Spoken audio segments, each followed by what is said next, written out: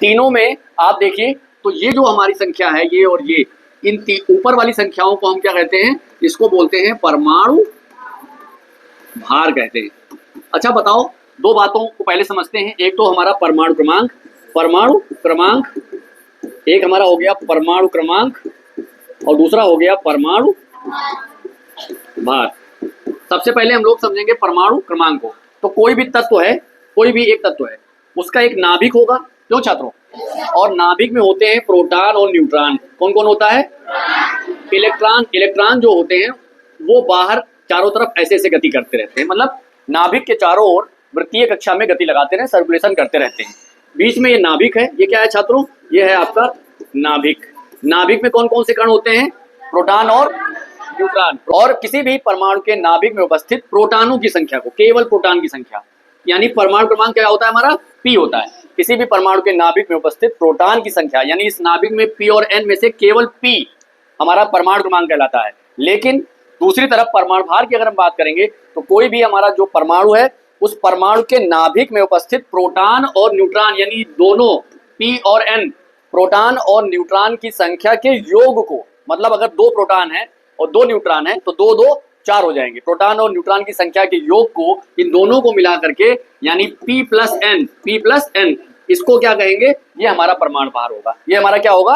परमाणु भार होगा। परमाणु भार को समझ लिया है तो वापस हम आते हैं हाइड्रोजन के तीनों समस्थानिक, जिसको हम क्या कहते हैं? प्रोटियम, ड्यूटेरियम और ट्राइटियम में। आप देखेंगे तो तीनों में, प्रोटियम, ड्यूटेरियम और ट्राइटियम में, आप नीचे देखें, नीचे की संख्या समान है, यानी परमाणु क्रमांक एक जैसा है। परमाणु क्रमांक क्या है?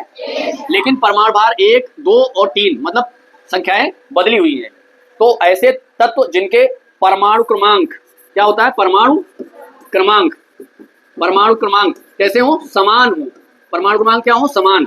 लेकिन परमाणु भार जो होते हैं वो कैसे होते हैं? भिन्न भिन्न हो। कैसे हो बच्चों? भिन्न भिन्न। इसी को हम क्या कहते हैं? समस्थानिक कहते हैं। समस्थानिक क्या होता है? कि जिनके परमाणु क्रमांक एक ही तत्व के ऐसे परमाणु, ये तीनों अलग अलग एक ही तत्व के, हाइड्रोजन के ही तो हैं तीनों, तो एक ही तत्व के ऐसे परमाणु जिनके परमाणु क्रमांक समान होते हैं, एक आप देख रहे हो, लेकिन परमाणु भार ऊपर की संख्या देख रहे हो वो अलग अलग है। तो परमाणु क्रमांक समान होगा लेकिन परमाणु भार अलग अलग होगा, तो उसको हम समस्थानिक कहेंगे। ये बात आपको समझ में आ गई? समस्थानिक वो है जिनके परमाणु क्रमांक समान होते हैं लेकिन परमाणु भार अलग अलग होते हैं। तो आओ हम सिखाते हैं आपको कैसे आप इलेक्ट्रॉन, प्रोटॉन को और न्यूट्रॉन को कैसे निकालोगे। हमने आपको बताया कि किसी भी संख्या में सपोज करिए जैसे ये आपका परमाणु है प्रोटियम, ठीक है? तो प्रोटियम में आपको क्या क्या निकालना है? इलेक्ट्रॉन बताना है, प्रोटॉन बताना और न्यूट्रॉन बताना। जानना चाहोगे कैसे? चलो देखते हैं। हमने बताया नीचे की संख्या ये वाली क्या है? परमाणु क्रमांक है। और परमाणु क्रमांक किसे कहते हैं? प्रोटॉन की संख्या को। परमाणु क्रमांक होता क्या है? प्रोटॉन की संख्या। तो यानी प्रोटॉन की संख्या आप क्या हो गई? इसकी एक हो गई। और किसी भी तत्व में जितने प्रोटॉन होते हैं उतने ही इलेक्ट्रॉन होते हैं, जितने प्रोटॉन होते हैं उतने ही इलेक्ट्रॉन होते हैं। किसी भी तत्व की अगर हम बात करें तो उसमें जो परमाणु होंगे, जो प्रोटॉन होंगे और इलेक्ट्रॉन उनकी संख्या हमेशा बराबर होगी। तो यहाँ पर आपको प्रोटॉन की संख्या मिल गया 1, तो इलेक्ट्रॉन संख्या भी कितनी हो जाएगी? अब तीसरा बचा न्यूट्रॉन। तो न्यूट्रॉन निकालने के लिए आपको क्या करना है? ऊपर परमाणु भार में से परमाणु क्रमांक को माइनस कर देना, यानी इस वाली संख्या में से नीचे वाली संख्या यानी परमाणु क्रमांक को माइनस कर देना है। तो P प्लस N में से P घट जाएगा तो बचेगा केवल N, है ना? ऊपर क्या संख्या, ये परमाणु भार क्या होता है? इसको बोलते हैं P प्लस N, यानी प्रोटॉन और न्यूट्रॉन की संख्या का योग। नीचे क्या है? केवल P है। तो जब आप परमाणु भार में से परमाणु क्रमांक को घटा दोगे तो क्या आ जाएगा? केवल न्यूट्रॉन आ जाएगा। तो एक में से एक घटाओगे तो 0 आ जाएगा। ये प्रश्न बहुत ज्यादा पूछा जाता है कि आपके पूरा 118 तत्व जो आवर्त सारणी में है उसमें कौन सा ऐसा तत्व है जिसमें न्यूट्रॉन 0 होता है? तो आप बताइएगा कि हाइड्रोजन जो है, हाइड्रोजन का एक समस्थानिक है जिसका नाम क्या है? प्रोटियम। हाइड्रोजन के समस्थानिक प्रोटियम में न्यूट्रॉन की संख्या 0 होती है, जैसा कि आप देख रहे हैं। बाकी किसी में 0 नहीं होता है। जो भी तत्व हैं प्रोटियम को छोड़कर उन सब में कुछ न कुछ न्यूट्रॉन की संख्या होगी। आओ दिखाते हैं कैसे होगी। अब देखो दूसरा वाला तत्व लेते हैं। अब इसमें बताओ हमको, इसमें बताओ कि प्रोटॉन की संख्या कितनी लिखोगे? 1 लिखोगे। अब प्रोटॉन 1 है भाई साहब, तो इलेक्ट्रॉन भी 1 ही होगा। और न्यूट्रॉन निकालने के लिए मैंने बताया आपको इस वाली संख्या परमाणु भार में से तो 2 में से 1 माइनस कर दोगे, कितना आ जाएगा? तो यहाँ न्यूट्रॉन आया कि नहीं आया? यानी प्रोटियम ही इकलौता ऐसा है जो कि जिसमें न्यूट्रॉन हमारा 0 है, गोला है एकदम। आओ तीसरा वाला देखते हैं, ट्राइटियम को, जिसको 1s3 कहते हैं। तो इसमें प्रोटॉन संख्या यहाँ पर भी कितनी है? और जब प्रोटॉन 1 है तो इलेक्ट्रॉन भी भाई साहब कितना होगा? 1 होगा। 3 में से 1 घटा दो, परमाणु भार में से परमाणु क्रमांक घटा दो तो आ गया, यानी यहाँ 2He4, इसको हीलियम कहते हैं। अब ये प्रश्न आ गया, अब आपसे वो कह रहे हैं कि भाई साहब इलेक्ट्रॉन बता दो, प्रोटॉन बता दो और न्यूट्रॉन बता दो। इलेक्ट्रॉन पे कैसा चार्ज होता है? नेगेटिव चार्ज होता है। प्रोटॉन पे बच्चों कैसा चार्ज होता है? धन आवेश होता है ना, पॉजिटिव चार्ज। और न्यूट्रॉन पे कोई चार्ज नहीं होता है, विद्युत उदासीन होता है, न्यूट्रलाइज होता है, इस पे कोई चार्ज नहीं होता, हमको सबको पता है। तो वापस सवाल पे आते हैं, लिखा हुआ है 2He4, इसको बोलते हैं हीलियम, ठीक है। अब इसमें प्रोटॉन की संख्या हमें कौन बताएगा, इसमें प्रोटॉन की संख्या कौन बताएगा हमें, कितना है, 2 है। इसमें प्रोटॉन की संख्या, ये नीचे वाली संख्या हमारी प्रोटॉन ही तो होती है, तो प्रोटॉन की संख्या हो गई बच्चों 2, अब प्रोटॉन हो गई 2, तो इलेक्ट्रॉन कितनी हो जाएगी, लो वो भी 2 लिख दिया हमने, 2 लिख दिया भाई, बहुत बढ़िया सवाल, 2 लिख दिया। अब न्यूट्रॉन की बारी आई तो उसके लिए क्या तरीका बताया हमने कि परमाणु भार में से परमाणु क्रमांक को बड़ी वाली में से छोटी वाली को घटा दो, ऊपर वाले में से नीचे वाले को घटा दो, जैसा समझ में आया। तो 4 में से 2 घटाओ कितना आ जाएगा, तो आपका इलेक्ट्रॉन, प्रोटॉन और न्यूट्रॉन आ गया कि नहीं आ गया, आप मास्टर हो गए नहीं हो गए। एक और प्रैक्टिस हो जाए, एक और N714, N714, इसमें भी आपको इलेक्ट्रॉन बताना है, प्रोटॉन बताना है और क्या बताना छात्रों, न्यूट्रॉन बताना। अब हमें जरा जल्दी जल्दी से जवाब दो कि इसमें प्रोटॉन संख्या सबसे पहले बता दो। बहुत सुंदर, इसका मतलब सबको आ रहा है। और इलेक्ट्रॉन संख्या कितनी हो जाएगी, और 14 में से 7 घटा दोगे, वाह भाई साहब देखिए यहाँ पर 7 7 7 कितना बढ़िया कॉम्बिनेशन मिल गया, 7 7 7 हो गया सब, ठीक है। ऐसे एक और प्रैक्टिस करा दे अगर तुम लोग कहो तो, एक और करा दे चलते चलते।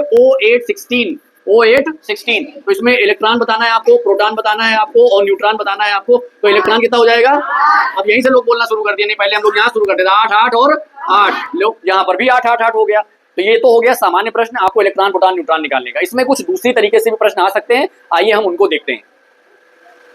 अभी आपने ये प्रश्न समझा कि सोडियम Na, इसका जो Na है मतलब सोडियम है, उसमें परमाणु क्रमांक कितना है, 11 है, परमाणु भार कितना है, 23। इलेक्ट्रॉन, प्रोटॉन, न्यूट्रॉन सामने लिखा हुआ है, इलेक्ट्रॉन कितना 11, प्रोटॉन भी 11, और इसमें से इसको माइनस कर दिया तो एकदम खुश हो गए आप, खुश हो गए नहीं हो गए, क्या हो गया आपका इलेक्ट्रॉन, प्रोटॉन, न्यूट्रॉन के आप हो गए मालिक। लेकिन अब प्रश्न इस तरह से नहीं आता है, प्रश्न आएगा वही प्रश्न, देखिए यहाँ पर लिखा है 11 Na और 23, मतलब 11 Na 23, लेकिन अब की बार प्रश्न में ऊपर धन चार्ज लगा हुआ है। तो आपको यहाँ समझना होगा कि अगर किसी भी परमाणु पर प्लस या माइनस चार्ज, धनावेश या ऋण आवेश लगा है तो उसके क्या मतलब होते हैं। अगर किसी पर भी परमाणु पर ऊपर धन आवेश लगा है छात्रों, अगर धन आवेश लगा है तो इसका मतलब है कि एक इलेक्ट्रॉन कम हो गया। कौन कम हो गया, धन आवेश, मतलब बढ़ना नहीं होता है, घटना होता है। कितना, एक धनावेश लगा है, मतलब आपको 1 इलेक्ट्रॉन कम कर देना है। कितना इलेक्ट्रॉन, कब कम करना है, जब उस पर धनावेश लगा हो, कितना, 1। अगर 2 धनावेश लगे हैं तो पक्का है कि 2 आप इलेक्ट्रॉन निकाल दोगे।